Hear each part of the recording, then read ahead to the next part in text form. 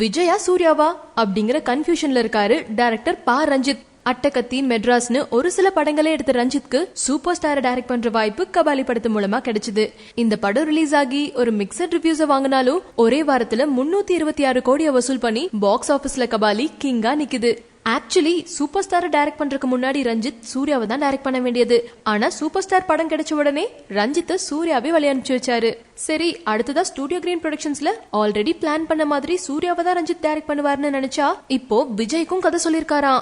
அவருக்கும் கதை பிடிச்சு போச்சாம். சோ அடுத்ததா ரஞ்சித் விஜய் டைரக்ட் பண்ண போறாரா இல்ல சூர்யாவை டைரக்ட் பண்ண போறாராங்கிறது ஒரு கேள்விக்குறியாதான் இருக்கு.